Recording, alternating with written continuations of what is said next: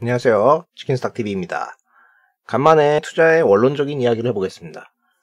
일상생활 하면서 아주 많은 사람들이 어떤 분야에서든 황금률 혹은 정해진 공식을 찾으려고 시도를 합니다. 게임을 하든 요리를 하든 책들도 대부분 무슨 절대 공식, 절대 법칙 이런 제목 많습니다. 투자를 하는 입장에서도 대가들의 투자 법칙이나 공식을 찾게 되겠죠. 투자 분야에 있어서 시장에서 한때 엄청 유명했고 신봉되었던 투자 공식이 있기는 있습니다. 바로 매직 포뮬러, 마법 공식입니다. 이 마법 공식을 들고 나온 분은 조엘 그린브란트라는 분이죠. 자신의 책에서 마법 공식에 대한 얘기를 했고요. 그 공식을 통해서 좋은 회사를 싸게 산다는 자세를 유지한다면 수익을 낼 수 있는 기회가 있다라고 이야기했습니다. 이런 그의 말이 신뢰성을 가지게 된 이유는 그가 85년 설립한 고담 캐피털이라는 헤지펀드가 2005년까지 연간 40%의 수익을 냈습니다. 거의 800배 가까이 복리 효과로 부가 불어날 수 있었기 때문에 마법 공식에 사람들이 많은 관심을 가졌습니다. 시장에 나와 있는 조엘 그린브란트 저서는 2권이 있습니다. The Little Book That Still Beats the Market, 여전히 시장을 이기는 책인데 한국어로는 그냥 작은 책, 그리고 Big Secret for the Small Investor, 얘는 소액 투자자를 위한 비밀인데 그냥 이제 큰 비밀. 어쨌든 이 두 책이 있습니다. 책에서 그가 말하고자 하는 말을 풀어놨고요. 마법 공식이라는 개념은 처음에 이 작은 책에서 나왔죠. 근데 이 작은 책이 히트를 친 다음에 그것도 잘 이해가 안 된다고 한 사람들이 있었다고 해요. 그래서 그 때문에 이제 큰 비밀이라는 후속작이 책으로 나오게 됩니다. 자, 읽어보시면서 오늘의 이야기를 되새김질 해보시면 더 쉽게 체감하실 수 있을 것 같습니다. 자, 마법 공식이라는 거는 두 가지 지표, 자본 수익률 ROC와 이익 수익률 earnings yield를 이용하여 종목을 소팅하는 것입니다. 각각의 지표의 내막들은 이러한데요. 재무제표 분석 시간에 투자에 쓸 수 있는 여러 지표에 대해서 시간을 할애한 적이 있었는데 또 지표가 나왔어요. 머리 아프게. 거기다가 이제 영어 개념을 자꾸 이렇게 한글로 번역을 하려다 보니까 이거 용어가 혼선이 자꾸 생깁니다. 일단 여기서의 그냥 목적은 수익성이 높은 회사를 찾아내는 게 중요하다라는 거겠습니다. 주식을 사는 것은 회사를 사는 것이니까 수익성이 높은 회사를 잘 걸러내면 된다. 심플하다고 생각이 되는데 복잡하다고요? 그래서 조엘 그린브란트가 당신들이 그럴 줄 알고 더 간단히 준비했어 하면서 제시하는 방법이 있습니다. 순서대로 보겠습니다. ROC라는 게 앞에 나왔는데 설명하기 귀찮으니까 그냥 ROA라는 걸 봐라. 총 자산 수익률, 순이익을 자산 총계로 나눈 것이죠. 자산 대비 수익률이 높은 것, 최소 25% 이상이면 회사의 수익성이 좋다. 자, 그렇게 회사를 걸러내고요. 그 다음에 PER, 주가순이익 배수, 시가총액 순이익으로 나눠서 낮은 애들은 저평가돼서 총 인수 시에 회수 기간이 짧아지게 되니까 그걸로 정렬을 하게 된다. 그래서 이렇게 소팅을 2번 했죠. 2번 한 다음에 공익기업주, 유틸리티주, 그리고 금융주는 제외한다. 그리고 외국 회사도 제외한다. 미국 이야기겠죠. 미국에는 외국 회사 ADR이 많이 상장되어 있습니다. 자, 그리고 극도로 낮은 PER을 보이는 회사를 제외한다. 극도로 낮다는 말은 한 해에 일시적으로 이익이 잘 나와서 가령 땅을 팔아서 잘 나왔을 수도 있으니까 그런 걸 제외한다는 겁니다. 이렇게 소팅된 회사들 중에서 최상위 5개, 7개 회사를 한 번에 다 사지 말고 돈의 한 20-30%만 투자를 합니다. 그리고 이 과정을 2-3개월마다 반복을 하는 거죠. 그럼 종목이 막 생기겠죠. 그렇게 매수된 종목들은 1년 뒤에 매도를 하게 됩니다. 그리고 이 소팅과 매도를 무한히 반복한다. 한 3년에서 5년 정도 하면 수익이 났을 거다. 이런 내용인데요. 이것만 해도 개인 투자자에게는 충분하다. 이런 식으로 이야기를 하죠. 요점은 자산 대비 수익률이 높고 저평가 회사들 중에서 걸을 거 걸러가지고 분할 매수하고 차익 실현 후 무한 반복하라. 짧고 굵게 들어갈 거가 다 들어가 있네요. 그래서 이거를 기계적으로 해주는 자기 사이트가 있고 국내에도 이걸 적용해서 만드신 분이 있었는데 당시에 엄청 인기였습니다. 근데 이거는 사실 그린브란트가 책에서 말한 대로 자기가 말하고자 하는 바를 이해할 수 없다는 사람들을 위해서 정말 기계적으로 단순화시켜서 방법을 제시한 겁니다. 애초에 뭘 공식화시켰다는 거는 뭔가를 되게 단순화시켰다는 건데 원래 말하고자 하는 모든 걸 말하는 게 아니겠죠.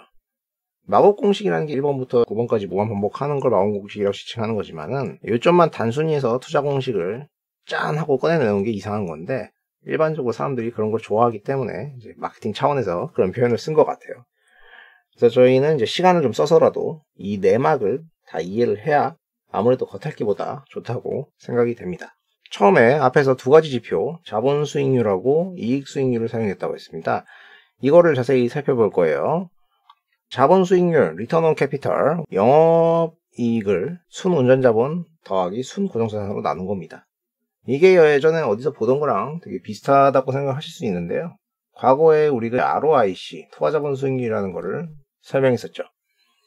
여기서 보면은 투자자본 수익률은 영업이익에서 세금 뗀 거를 유형자산 더하기 순운전자본 더하기 기타 순영업자산 이렇게 해서 나눈 지표인데, 이게 뭐 세금을 여기서는 안 떼고 여기서는 떼고 이 차이만 있는 거예요. 사실 영업이익만 보겠다는 의도가 있는 거거든요.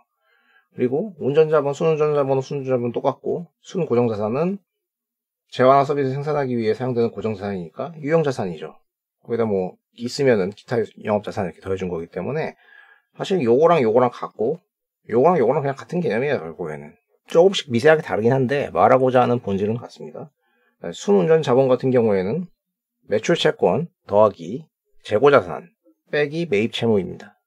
두 지표가 말하고자 하는 본질이 같았는데 설비와 사업에 필요한 어떤 자산이 있고 거기에다가 이제 필요한 운전 자본을 넣었을 때 뽑아나는 영업이익을 표시한 거거든요. 이건 사업 자체가 얼마나 수익성이 있는 사업인가를 측정할 때 쓰는 지표입니다. 초심자한테는 그린블란트가 ROA, 이익을 자산으로 나눈 지표를 쓰라고 했는데, 뭐 에셋에는 시간이 지날수록 영업과 상관없는 비영업 자산이 녹아 있을 수도 있잖아요. 뭐 사용되지 않는 거대한 토지 같은 거요. 그러니까 그렇게 해서는 회사의 수익성을 측정할 수가 없다. 그러니까 굳이 이렇게 번거로운 계산을 하는 거죠. 자, 그린블란트 얘기는 우선 사업의 수익성이 높은 회사를 먼저 걸러내자. 그 다음은 이익 수익률, earnings yield입니다. 영업이익을 나눕니다. 시가총액 더하기 순차입금으로. 순차입금은 순부채라는 뜻이니까 이자가 지급되는 부채, 이자 지급 부채에서 회사가 갖고 있는 현금성을 다 빼주면 순차입금이 되겠죠. 자, 시가총액 더하기 순차입금은 EV라고 하죠. 이제 우리가 EV, EBITDA 할 때는 쓰는 그 EV입니다. 그래서 EV는 부채까지 해서 회사를 총 인수할 때 필요한 금액, 회사 하나 총 인수할 때 드는 금액 대비 수익성을 보자. 이거는 이제 회사의 몸값 대비 수익성을 측정하는 데 쓰이는 지표겠죠. 결국 마법 공식을 구상할 때 그린블란트가 하고자 하는 원래 이야기는 사업성이 좋은 회사, 사업성이 좋은 사업, 그리고 그 회사 자체의 몸값 대비 수익성이 좋은 녀석을 걸러내자라는 게 핵심이었다는 거죠. 그리고 마지막으로 가장 중요한 이제 질문을 던지는데요. 밸류에이션에 대한 마지막 화두를 던지게 됩니다.